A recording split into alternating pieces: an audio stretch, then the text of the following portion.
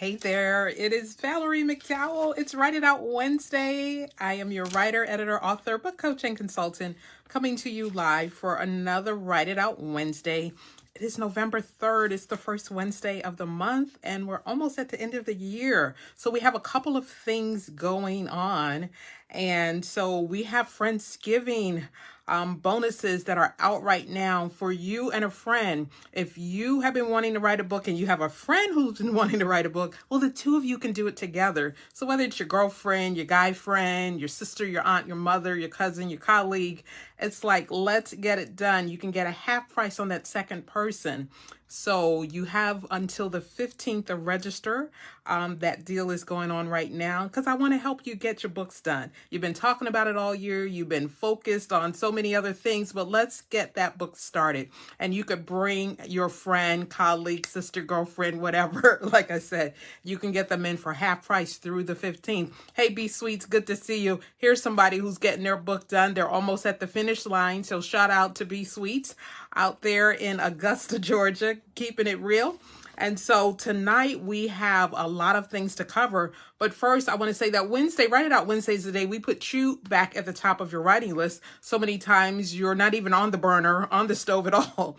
So let's put you back. All right. Get the fire going. Let's take some time and let's write it out tonight. And then also for those of you who have joined our 90 days to go, we are at day 59 until the end of the year. So if you haven't submitted your application, if you haven't, or rather that's already done. That was October 31st. You had to get it in by then. So for those, we're doing a free landing page, helping you do some marketing, with your book. If you haven't joined up, you want to be a part of that. And so we're helping people to move forward in their book. So get the chapter done a week, whatever it is that you need to do. Have you got your author bio done? Have you gotten different things that we talk about in my class and online? Let's move forward getting that book done. So I've got quite a few things I want to share with you tonight. But first, also want to shout out Jenny Davis in Tennessee. She had her book launch for her fiction book. It's called The Oaks on the Glen. Look how big this book is, y'all. 396 pages. Yeah, it was a beast. But my girl, she did it. This is her second book with me. Her first book was a children's book. So you can jump genres. You don't have to stick in one thing. So she wrote a children's fiction book. She's now written a adult fiction suspense thriller book. And so last weekend was the perfect time to launch. She had a wonderful launch with lots of spooky things and scary things going on because the book is a little scary, y'all. Yeah, I had to be like, okay, that's enough for today. But it's definitely a page turner. So shout out to Jenny Davis. She's an amazing woman doing great things. And I expect even more books, okay? Because she's a full-fledged writer, y'all. So what are we talking about tonight? We're talking about impact. So just like B Sweets, you've made an impact in your life. She's making an impact. We all have something that we can make an impact on.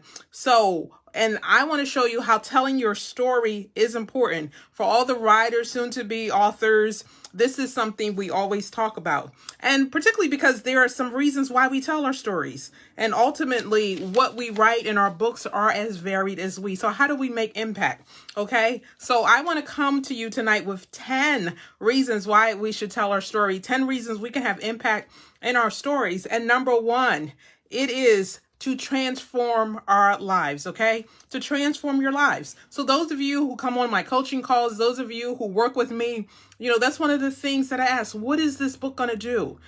How do you do that? Hey, Rocio, see you. Look at you. Look at you in here. I know you in that challenge. How's it going?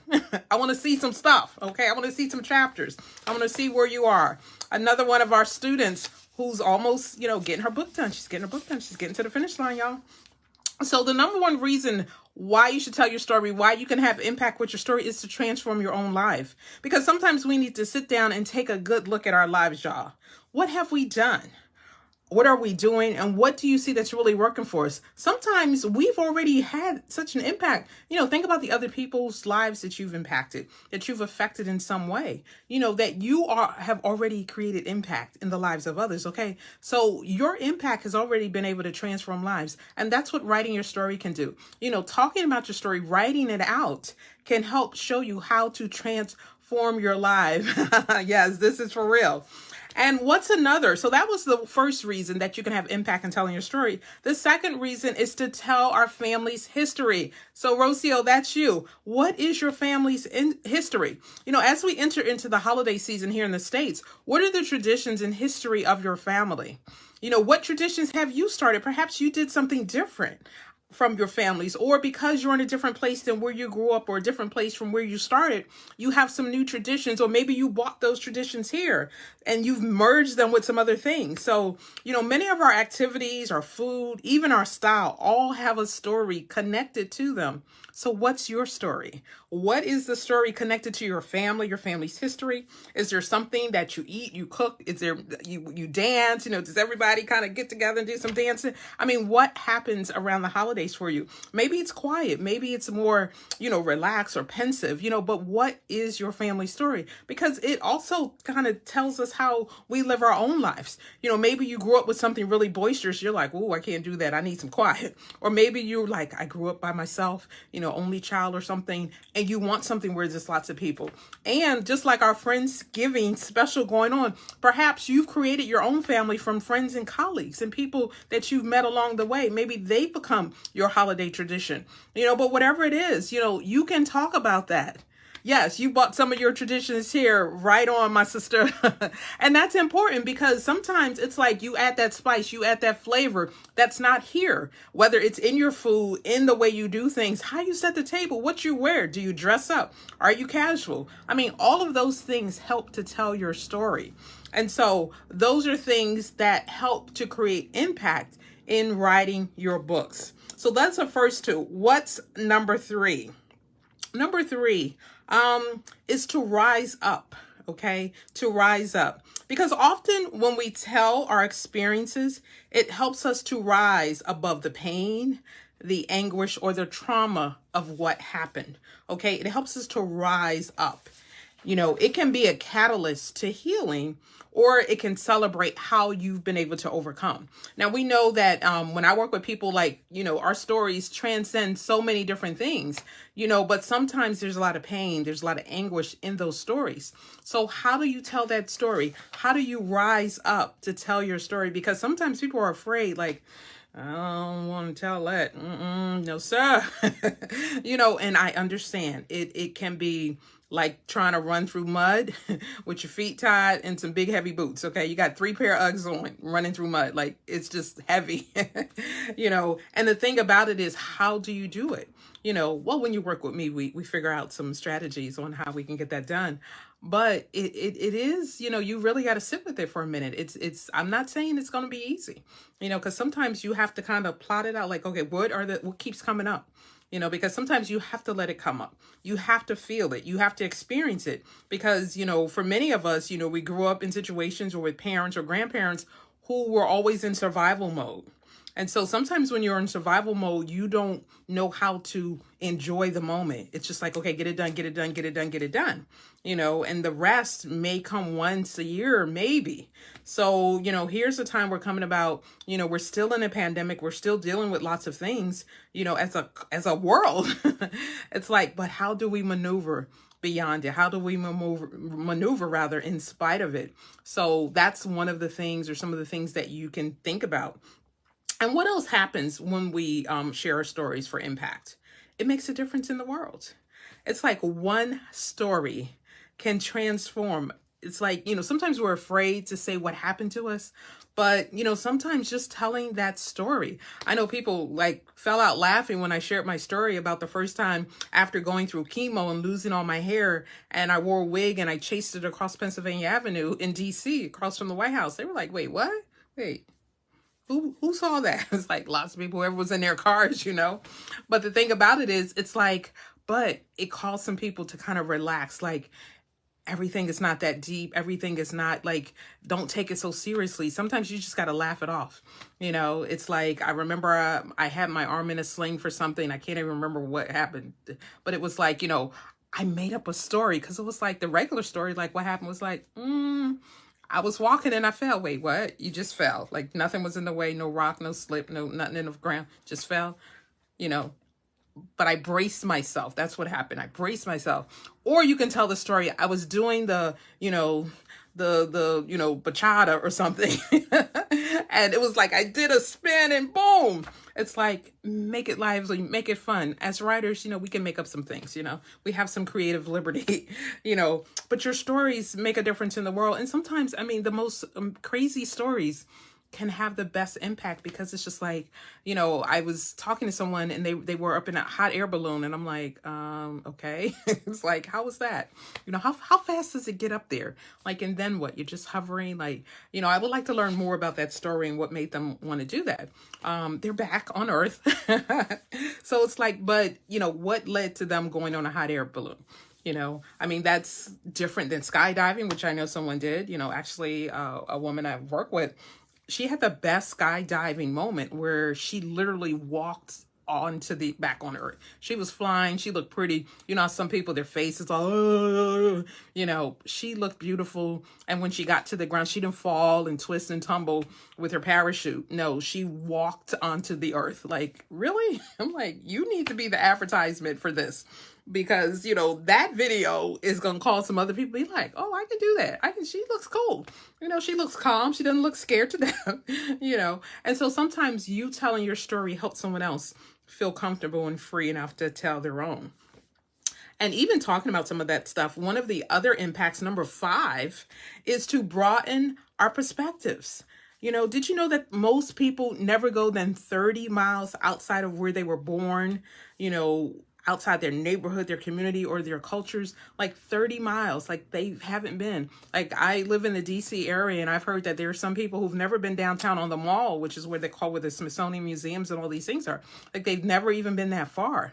People live in New York, in one neighborhood and never been downtown or to Times Square or somewhere, and that happens all over. Like, you've only been in your community and you don't want to go anywhere else, and it's like, but, telling your story, the impact that it has helps you to broaden your perspective. Because, I know for me, like, I love traveling because I like seeing, how do other people work? How do they live? Where do they live? How do they sleep? What do their homes look like? Because I know in other countries, in Europe in particular, like, the kitchens are small, are tiny, many of them. If they're not in some great big luxury fancy new thing, Europe is very old. And other cultures, like how they live is not the way, we necessarily live in the States. And they go to the market like every day, which for some people here, they were like, that would drive me nuts. Like, I don't want to go to the store every day, but because their food is fresh, not a lot of preservatives. So the stuff they buy doesn't last long. So you have to eat it up. They have small refrigerators. So think dorm size, when you send your kids to college, that dorm size refrigerator, many refrigerators are that size or just a little bit bigger than that, or they're very narrow. They're not these big, humongous car size refrigerators that we have here in the States with double doors and shelves that you could put a whole sheet cake in and all that kind of stuff. They're like, nope, they don't have that. Closets aren't that big, but, they're doing just as much renovation because, here in the States, there were also, homes with small closets and rooms and things because people didn't have a lot of the stuff that we have now. But it also, when you travel, helps you broaden your perspective. I know cultures where people bend a lot. They're down a lot. They're on the ground cooking a lot. And so they have good, like they don't have us. They're not going through, what we deal with here where we're sitting a lot.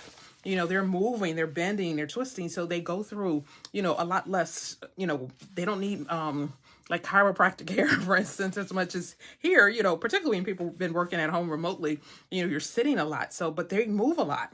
So being aware of how people function and move, add to your stories. So when you tell, when you describe a scene in a home, when you describe how people traveled, if it wasn't by car, it wasn't, was it by bike? How far do you go? There are funny stories about, parents telling their kids, oh my God, when I was your age, I walked 5 miles in 10 feet of snow to school and school was never closed. It was never delayed. But what about where you're from? How far did you have to go to school? Did you take any other kind of transportation? Like anything that wasn't a scooter, a skateboard, a bike, or from our lives. Number 2, to tell our family's history. And number 3, because we need to rise up over those traumas and situations and really step in who we are. Number 4 is to make a difference in the world. Number 5, it helps to broaden our perspective when we tell our stories. And number 6 is to show that we are more than what happened to us. Now, I talked about like getting over, rising up, but also because sometimes you're only associated with the thing that happened to you. I know people talk about the Bible, like this woman, we don't know her name, the woman with the issue of blood. Like, nobody knows her name. She was only associated with what happened to her.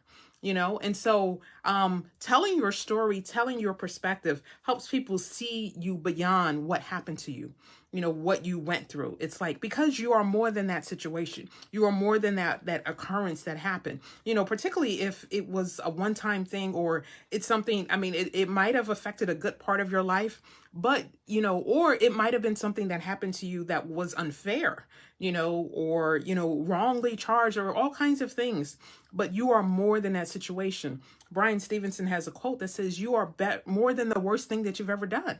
And so, that for every good person, they've done some bad things. And for every bad person, they've done some good things. So we all have, proclivities and things that we do or don't do, right or wrong.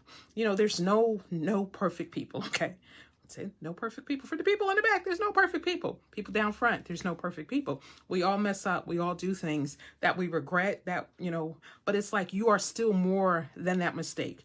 You are still more than that circumstance or situation. Now, there may be some consequences to it. There may be some things that you have to deal with because of it, but you are still more than the thing that happened to you, or the thing that was done. Okay. So that's a way to have impact, showing who you are beyond that thing. Okay. Number 7, it creates connections. Oh my God. Because I'm a book coach, because I get to work with amazing, fantastic people, I have connections all over this world now, and especially all over this country. Rocio, where are you from?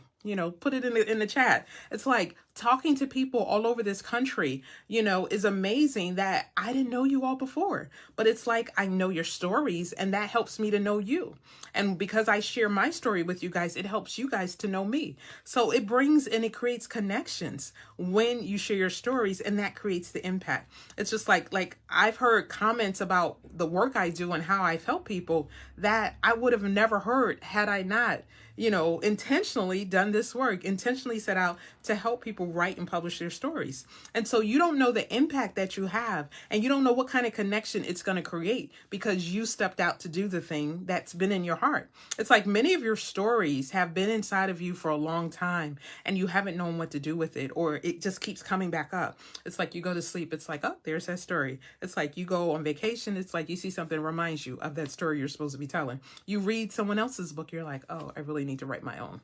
So that connection, it can come whether in people, places, or things, but primarily it's so you can tell your own story. You can get your book done. You can get that thing out of you that needs to be said. So that was number 7. Number 8, how do your stories bring about impact in your life?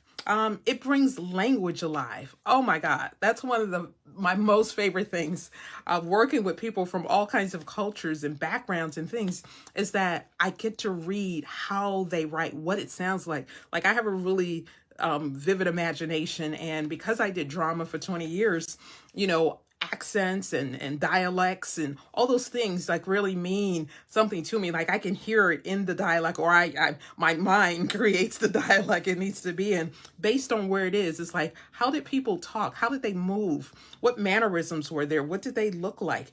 So it brings the language of those people, whether it's a foreign language, meaning a language you don't know, or, I love going to the islands and remarking at how people know 3 to 5 languages. In St. Martin, for instance, they know Dutch and French and Spanish and English, and then their own dialect. Okay. And most people from other parts of the world do know at least 2 languages. So Americans, we got to step up. Many do, but many, it's like they're barely getting English, but the thing is, it's like, it helps you, it helps to bring language alive, and even language, that if you have, grandparents or great grandparents who are not from this country, or who speak in their language, or, maybe from the islands or somewhere else, who only speak in their language, learn it. learn at least a few words to communicate with them, because it will make your experiences with them that much richer. It's like learn what they call certain foods, like when they're cooking, learn what they call their clothes or how they do things. I mean, I think it's fascinating, when you learn about other cultures and learning their languages. And so it helps us to broaden who we are as a people and to be more receptive and understanding and creative. Because if I have a piece of this and a piece of that, it makes me that much more interesting than if I'm just, one solitary, block of one thing, but when we embrace the differences in the cultures of other people and places, then it just makes our lives that much more enriching. Like I said, I love to travel, seeing like, wow, oh my God, like, seeing things, that one, that God created, but then two, that what has man done with that creation? How has he built something? Like, I love cathedrals. So being able to see multiple cathedrals around the world. I was in Rome and I went to St. Peter's Cathedral. It's huge. It's huge. They had so many things going on. There was a wedding going on in there. There was tours going on. There's a 90-foot like ebony, I don't know what it was, some type of portico in the middle of it, 90 feet, 9 stories. I think 9 building stories inside the church, and then we had, the Sistine Chapel, next to it and all this stuff going on. It's huge, but it just makes you like, oh. And then down the road a little bit, you've got the ruins of Rome. You've got the Forum and all these places that are thousands of years old, right within, a couple miles of each other. And so, it helps for you to start thinking like, learn a little Latin, learn a little Italian so you can understand what happened, what's going on, because it's so rich, it's so varied. And so, and then also I know that many people and people are waiting on the second season of Bridgerton, for instance. So all the people are out here with their fancy British accents and stuff, and something about the British accent we just love here in America, and The Crown and all that, Harry Potter, like all of those shows, have an English base to them. But then at the same time, there are stories of our own culture in our own country that also, you watch, Sweet Home Alabama, for instance. It's like, I love that. It's like every time I see that movie come on, I somehow end up sitting and watching it. But there's so many stories, I love Living Single, but just watching urban girls, how they talk, how they move about. There's so many stories that we tell in language and viewpoint and how we react and respond to different things. And so that was number 8. Number 9, storytelling, and just this kind of folds into what I was just saying. Storytelling challenges how we view things, okay? It challenges us because sometimes, like I was saying before, that we may be in places or around people who only see things one way. But when we tell our story, when we're able to share the truth of who we are and what we've experienced and how we go through life and how we even see life, or just how we live day to day, it challenges what other people think about us, because at the core, people want food, clothing, shelter, safety. Everyone wants that for their family, for their kids. They want a good education, all of these things. Hey, Colette, good to see you. And so the thing is, storytelling, when you tell your story, it challenges like what a person with a smaller viewpoint or one who just has no knowledge of who you are or what you do or how you live, that when you tell your story, it challenges, a very limited viewpoint, and it allows that person in a little bit to see like, wow, and, and as I was saying before, with language, with food, with dress, all of these things challenges, how other people view things. And so when you tell your story, that's a way for you to have impact, because telling your story, it's like, you may think it's like somebody else's, you were like, well, I don't know if my stories, it's like, in my classes, I show you how to find that nugget in your stories. Like, that's why I love hearing people. Like when I have consults with people, I hear their lives, I hear, the nuggets, the gems in their story that they didn't even know were there. Because many times we talk about these things, but we don't realize that we've exposed it, we've shared it. Like, that's important, really? Like, yeah, like, and you did it. And so that's what I love about it. And then finally, telling your story, sharing your story, it leaves the impact. It is the impact, okay? People always remember stories, okay? That's why movies works. That's why books work. That's why Netflix binge watching works, because it's the story. People get caught up in the story. So whether you write one book or a series, it's like, people remember where they were when something happened. People remember where they were if they tell the story of 9/11. We just celebrated the 20th year of that, incident. And it's like people remember. I remember where I was. I remember trying to figure out, how do I get home? How do I pick up my son? He was little at the time. And it's like all these things that went through my head. And so you remember the stories of these times. And they did a lot of documentaries and movies about that. Another one was, actually dealing with the World Trade Center also, was a gentleman, Philippe Petit, I think was his name, a Frenchman who was a high wire walker, and he walked between the Twin Towers before the second one was finally finished, and he rigged up this thing and he walked across multiple times, and because anything he saw, two towers, any two things he saw in the air, he figured out how he could walk across it. So when they had this 100 and some story building, and he was like, oh my God, I got to do that. Most people were like, never would think that. But for someone whose imagination, whose thought, whose thinking pattern says, I can go across. He did Notre Dame in France. He walked between the two towers there. Like most people know it, those towers from the Hunchback of Notre Dame movie or cartoon, but he did that with a building that was, 50 more stories higher than that, even. So the thing is, it's like, what impact are you leaving? What are you leaving for the next generation, for your children, your grandchildren, even now? So telling your story, letting them know what you went through, what you accomplished, how you overcame something, are key to having impact even now, because you don't have to wait. It doesn't have to be, where it's, they're putting those second set of numbers on your headstone. Like, what are you doing now that you can leave an impact, that you can leave legacy? Because it's like, if you think about your life, think about what you've accomplished. I think about when I was going through college, and my day was like 7 a.m. to 11 a.m. when I moved off campus. And it was like, how did I do that? Like every single day for like 2.5 years.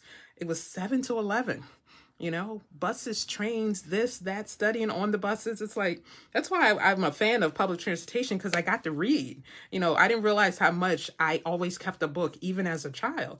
So public transportation didn't bother me because I always had a book that I was reading, whether it was for school where I needed to study and get things done, or for pleasure. Like, I always have a book when I go on a plane. That's my way to kind of get ready for the next adventure, is by reading something, incredible. And so what about you? What impact are you having? I'm Valerie McDowell. I have been talking tonight about the 10 ways that you can have impact in your story. And let me just go through them right quick. So we had transforming our life, number 1. Number 2, to tell our family's history. Number 3, to rise up above the trauma. 4, to make a difference in our world. Number 5, to broaden our perspective. Number 6, to show that we are more than what happened to us. Number 7, telling our story allows us to create connections.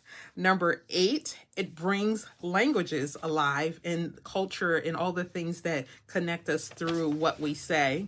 Number 9, storytelling challenges how we view things. And finally, storytelling leaves an impact, okay? Your story has an impact on 1 or 1,000 people. You just have to tell it. So if you need help getting your story told, if you need help writing your book or getting it published or edited or any of those things, I do it all. I'm Valerie McDowell. I'm a writer, editor, author, book coach, and consultant. And even in the last 2 years, I've helped 26 authors go from idea to published without any prior experience. So that means that we can help you too.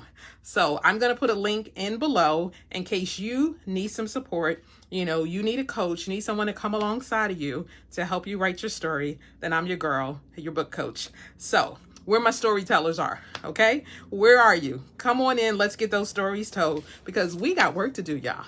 So I'll see you on the 3rd Wednesday. So that will be on the 17th. All right. I'll see you live. In the meantime, I'll be popping in. I'll be posting things. I'll be sharing different things for you. So I want to thank you all for joining me tonight for another episode of Write It Out Wednesday.